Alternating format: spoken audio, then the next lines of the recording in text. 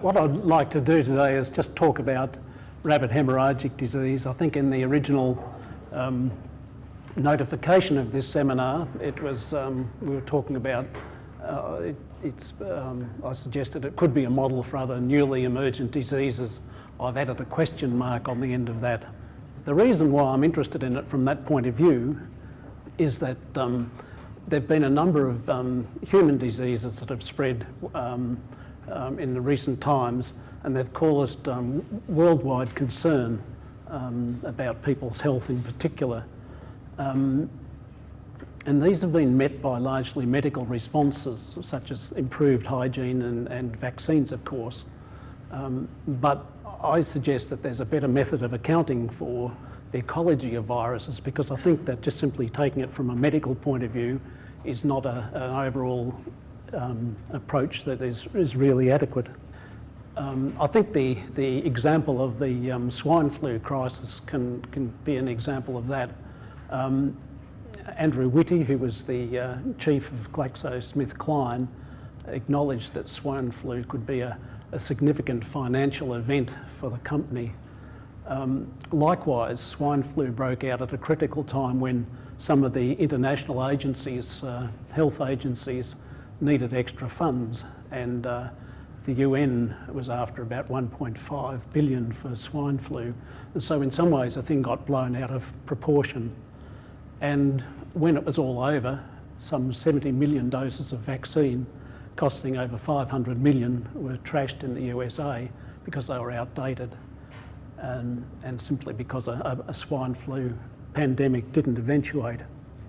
Now, I'm not a political person who would care to take the risk of whether or not a swine flu pandemic would eventuate or not, but I still look at that $500 million as being an indication that it might have been better spent. There's been some wonderful models developed of how a pandemic spread might affect the USA, for example, and the picture there is avian influenza, and it was the model was developed on some pretty powerful computers, things like that. But reading through the information available, it was almost free of any ecological, environmental aspects. Climate and season affect disease, antibody status of people affects the disease spread. And of course, if you look at that map, there's nothing to do with Canada, nothing to do with Mexico and the likely spread of disease through those countries involved. This sort of model was developed basically on where people lived and what their movements were. It had very little to do with what I would call the ecology of a virus. Perhaps more interestingly to me is the questions such as what happened when the H5N1 avian influenza virus got across to Europe from Asia on migrating birds? What happened when Mexican swine flu crossed the border and spread worldwide? A pandemic didn't eventuate, but no one seems to be asking the question of why didn't it happen. Everyone's saying, well, it just didn't happen. There's no real investigation into the causes of why it just suddenly disappeared. I think these questions are difficult, but I think that the best way of trying to handle them is really through a series of case histories, looking at other newly emergent viruses. And I put it to you, I suppose, that rabbit hemorrhagic disease virus, which we introduced into Australia for the biological control of rabbits in 1995, provides insights into the dynamics of virus populations which might be useful in this sense. Furthermore, the modern methods we've developed for investigating RHDV could broaden research on other diseases, and so we have basically two ways in which this research might contribute to other investigations of newly emergent diseases. The highly virulent rabbit hemorrhagic disease virus burst into the European scene as a new virus in 1986. For those who don't know much about the virus, it's the lung of a rabbit at the top here. Normally that very light pink in colour, but you can see the flecks on it, which are the hemorrhages that this disease causes. The liver of the rabbit is a funny brown colour, and it has a reticulate pattern across it where the virus is spread into the liver cells. And the spleen of the rabbit is grossly enlarged and discoloured. However, other factors suggest a very quick death in this particular case, because you can see that the kidney is still well covered in fat, and so the rabbit hasn't actually been sick with the disease for any length of time. When the disease broke out in 1986 in Europe, in Italy in particular, it was the time of the explosion of the Chernobyl reactor in Russia, and a lot of people considered that the rabbit haemorrhagic disease might have been radiation poisoning. However, it was very patchy from one rabbit farm to the next, and so people didn't actually keep that theory very long. And it was soon identified as with the rabbit haemorrhagic pneumonia, which was then spreading in China. This led to the out of China hypothesis of the disease origin, and although the Chinese officials have always said that it didn't come from China, it actually arrived in China from East Germany. Subsequent to that, there's been some fairly interesting work done, a lot of it here in Australia.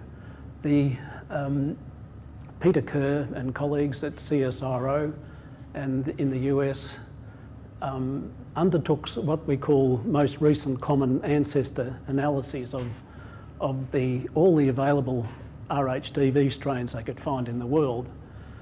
And it was pretty clear from the rate of change of these viruses that they couldn't have just arrived and turned up as a single mutant in 1986.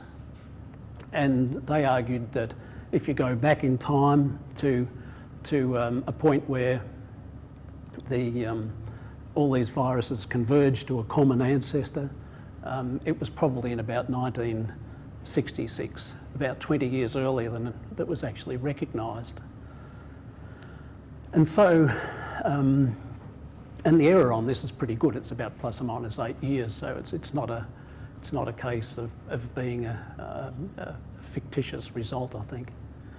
I think the other thing is that if this was a new virus when it was discovered, or if it was not a new virus in the sense that it had been around for 20 years when it was discovered, where in fact had it been hiding? Why hadn't people noticed it some time before that? There are several theories that have been advanced about this. One, of course, is the fact that it was just simply in China and not reported there, but I can't really see how that would be the case. The other one is that there was two modes of spread, so that the virus could spread with a non-pathogenic mode and a pathogenic mode, which I think has very little weight as well. But more important in actually for understanding the virus and looking into the future, I guess, is the fact that one of the interesting aspects of this study has been not just the fact that the virus was used in Australia as a biological control, but some of the subsequent work which has shown that the rabbit virus is not alone in Australia. In fact, there is another virus which is also circulating in Australia at the same time, and this is affecting the effectiveness of the haemorrhagic disease virus. The presence of this second virus was predicted by several of us as far back as 2000, 2002, because when we're trying to study the spread of the original rabbit haemorrhagic disease virus in Australia, we kept on getting anomalous results and antibodies which were suggesting that other viruses were perhaps present. And sometime later, Tanya Stryver, who's here in this picture here, was able to isolate a second virus, which was clearly another Callice virus like RHDV, but it only had 70% similarity. And she found furthermore that when she put it into rabbits, it was non-pathogenic, but the antibodies it produced were partially protective against RHDV. And so we suddenly went from a situation where we had one virus circulating in a rabbit population to a situation where we had two viruses and potentially interacting in the field. Again, we looked at most recent common ancestor analysis of these field this new field isolate of rabbit Callice virus A1, as Tanya had called it, and that suggests that the virus arrived with the first imports of wild rabbits in the 1850s. Going back again, looking at the rate of evolution of these viruses and going back to that first common ancestor, they actually got a date of about 1850, whereas we know the first wild rabbits were brought in 1859, so the match is pretty good in actual fact. We also know that because it came in with imports of wild rabbits, it must have come in from England, and although not much work has been done on these viruses in England, we certainly know from French research that closely related viruses are present in Europe. We know today from work still going on with CSIRO, with June Liu, that the virus in Australia is confined to the cooler, wetter parts of the continent. An approximation or approximate distribution of this non-pathogenic virus RCV-A1 in Australia is shown in this model that I have here, which is basically what we call a CLIMEX model based on correlates with climate, where we know the virus is, and matching similar areas in Australia.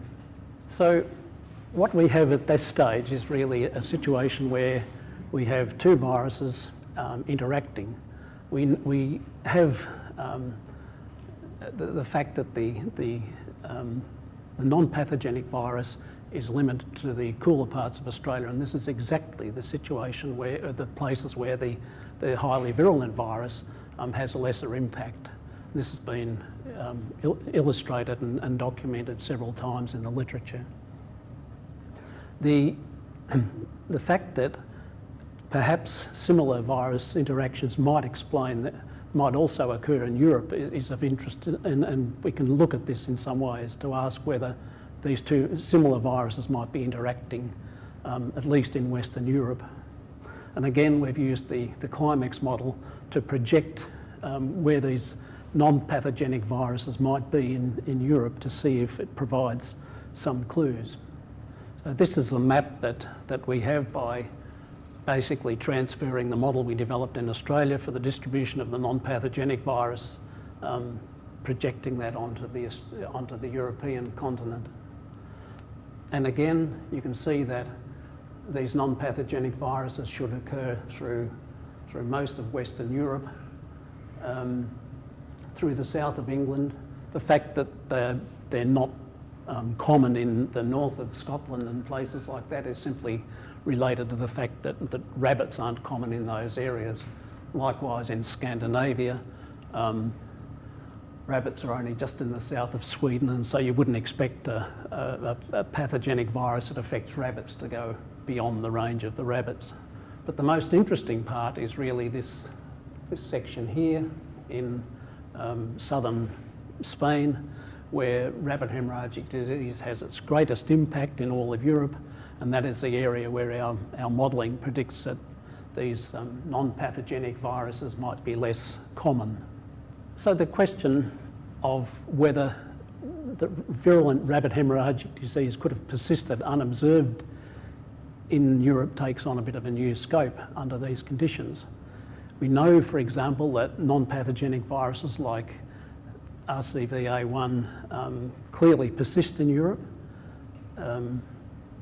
It's quite possible that the highly virulent RHDV could have been masked by these non-pathogenic viruses, perhaps while it diversified over many years. And it was probably only it spread into new environments such as China or Southern Europe, which meant that it got away from these other masking viruses, that it suddenly began to cause heavy mortality. In fact, when we start to look at the literature as well, there's some evidence that this could have been so. In Italy, which is the first European country to identify RHDV, it's in Southern Europe as well, the virus actually seems to have been present for some time. It's also relevant that a non-pathogenic form of the virus was present, according to Capucci's work in the early mid-1990s. And Cancellotti and Renzi, for example, also said that an unknown disease had been affecting adult and weaned rabbits in the 1980s, and dramatic losses affecting wild rabbits recorded in northern Italy. In other words, this disease had actually been building for some time or spreading for some time before people actually understood it was a disease. And I think that the arrival of the disease has much more to do with a contagion of understanding rather than actual spread of the disease itself. So what's the relevance of this to other emerging diseases? If the presence of related calicivirus or of related calicivirus populations ameliorates the impact of RHDV, and if virulent viruses can remain hidden for some time because of the presence of these related viruses, could we actually apply this sort of an idea to other viruses that are also surrounded by variants, local variants? For example, if we take the avian influenza again, many of us know that the pathogenic form of avian influenza spread from Asia and reached European countries in the mid-2000s. But at the same time, low pathogenicity viruses were spreading, and they were isolated from both domestic poultry and wild birds. And we know that the system of bird migration and things is quite different in Europe compared with what it is in Asia. And so suddenly the viruses coming across from Asia were actually being mixed up with a whole different system with viruses which were spreading north and south between Africa and Europe. And under those conditions, we have a situation where perhaps what is a lethal virus is suddenly put among other non-pathogenic viruses which could interact in some way. Now, I don't really want to take that much further, but I'm just simply saying that if you go back to the original hypothesis, we shouldn't really just imagine that a virus is a virus and it's going to affect a host.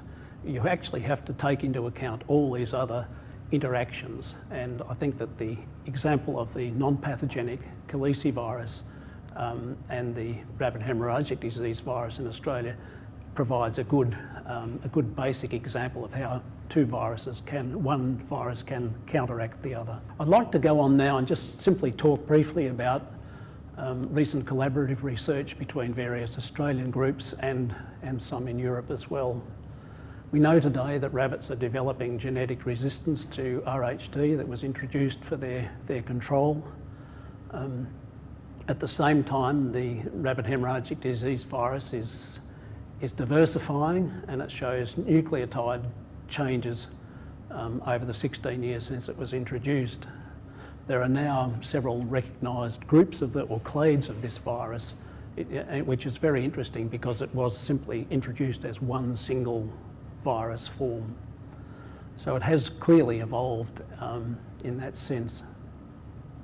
The other thing is that experiments show that the highly pathogenic virus, is maintaining high virulence even in wild rabbits from populations that show selection for resistance to infection with the original Czech virus.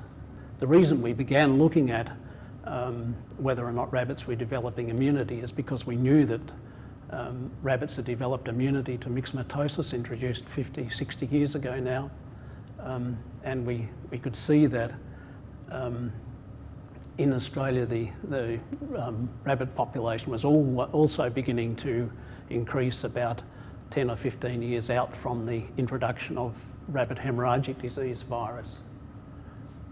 You can see here that for the first 8 or 9 years, rabbit numbers were kept very low after the virus was introduced, but subsequently they've begun to increase again. So one of the PhD students here, Peter Ellsworth, and I began some work with challenging rabbits from different populations across Australia with a small dose of rabbit haemorrhagic disease virus. It's the original virus we introduced to Australia, to see whether there was any development of resistance.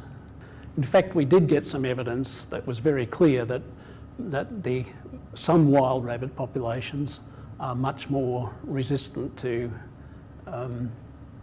today, much more resistant to the virus than domestic rabbit populations, non-selected populations.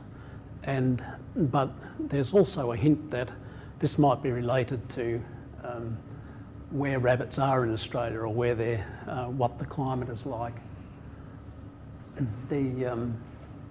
The fact is that rabbits from very wet parts of Australia seem to have relatively low resistance to the virus, whereas rabbits in very arid places also have low resistance, whereas rabbits from areas of intermediate rainfall seem to be indicating higher resistance. Something similar was actually noticed with the myxoma virus as well, in the sense that in the northwest of Victoria, in the dry area around Mildura, rabbits developed genetic resistance faster there than they did in other parts of Australia. The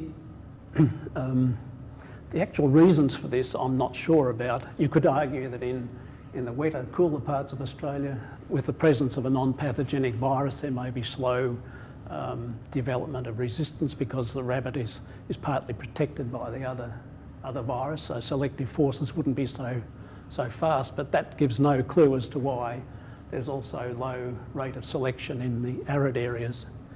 It may simply be that rabbits living in areas that are very arid or very wet are highly stressed, and so it's simply they cannot afford, if you like, to develop resistance quite as quickly as they can in other parts of the continent. The other point is that in those rabbits, in populations which show resistance to the virus, in other words, where only a low proportion are infected, there tends to be a longer survival time. We know that this resistance is genetic. In other words, rabbits can inherit it and pass it on into future generations. The rabbit haemorrhagic disease virus binds to histoblood group antigens on the rabbit's mucosa as a step towards infection.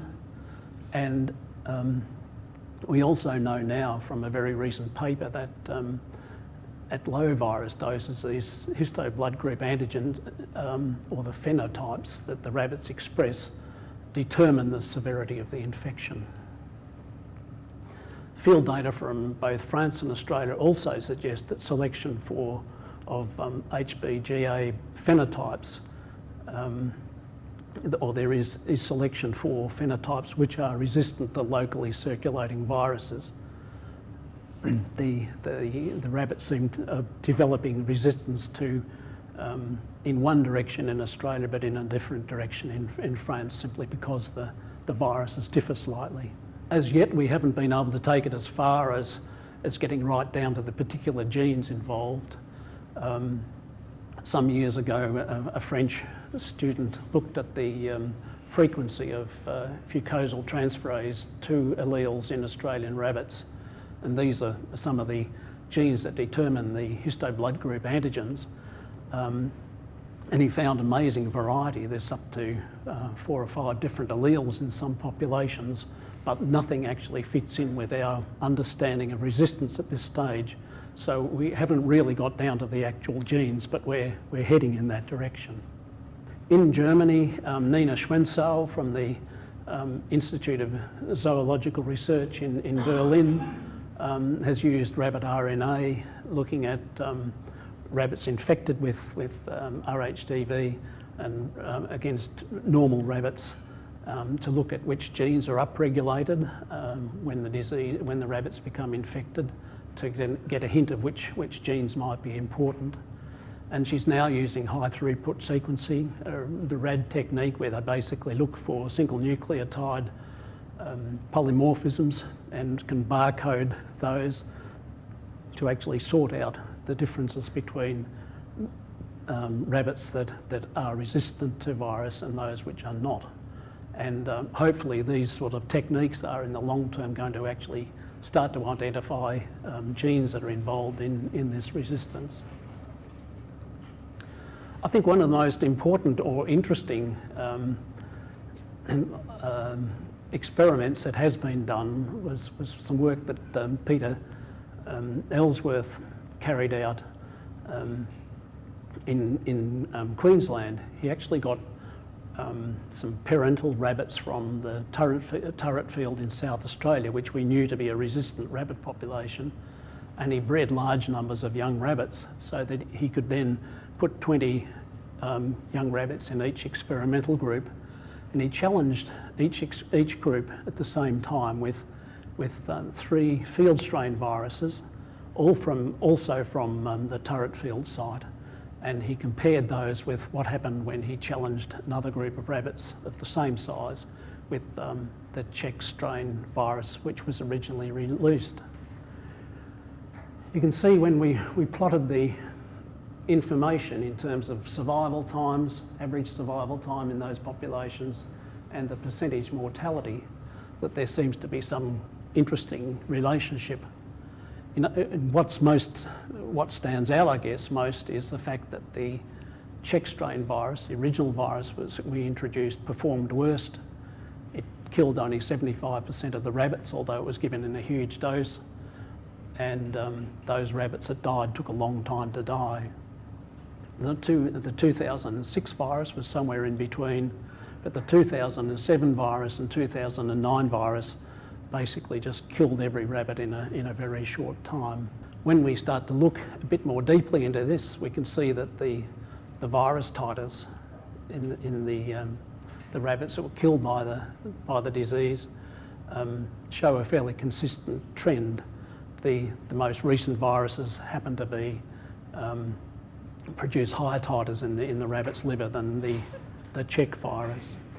It's a bit more complicated, but when we take a more detailed look at the results of this work, looking at the quantitative PCR titers in rabbits against their time to death, you can see that the Czech virus, the purple dots, generally a little bit lower than all the other viruses in terms of titer, and quite a number of rabbits actually survived for many, many hours before they dropped. They were killed. The 2006 virus had similar characteristics, but not quite as, but had a higher titer in general, killed a few more rabbits earlier than the Czech virus.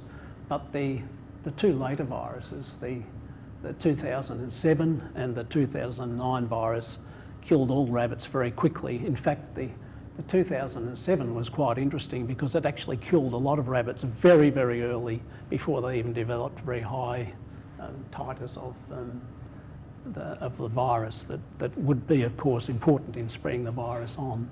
So to summarise, we can say that the field strains of RHDV are now very different genetically from the original Czech virus. They show significant diversity in terms of the time course of the disease in resistant rabbits, and they appear to be adjusting to rabbit resistance and maintaining high virulence. It's likely, it seems to me, that a biological arms race is probably underway between the rabbit resistance and virus virulence. But because rabbits are increasing, I think they're probably a little bit in front in the race, if that's what's going on. I'd just like to draw a few conclusions from this work. As I hinted early in the piece, RHDV is not a universal model for new emergent diseases. quite clearly its evolution from a non-pathogenic virus contrasts quite distinctly with a disease like myxomatosis, which it was actually a virus which moved from one rabbit host, the South American silver largus rabbit, to the Eryctolagus, the European rabbit. Nevertheless, I think that rabbit hemorrhagic disease virus does provide an example of how new viruses might evolve and perhaps be masked by related viruses and suddenly emerge. I don't think a lot of these viruses just come out of nowhere. I think they actually are probably mostly mutants that take some time to develop a critical mass before they can start to behave abnormally, if you like. Equally importantly, I think the study of RHDV has much stronger ecological component than many other diseases that have been studied. It in fact bridges a gap linking molecular ecology and ecology itself, and it's enabled us to monitor likely coevolution of the virus and its host. In that sense, its importance goes well beyond rabbit management, and by providing major insights into disease emergence and evolution. I think I'd like to finish at that point and just briefly acknowledge some of the people who have been particularly helpful in this work. I'd like to acknowledge Peter Ellsworth, Tanya Stryver, and John Kovaliski, and Patrice Guyon in particular for use of their data.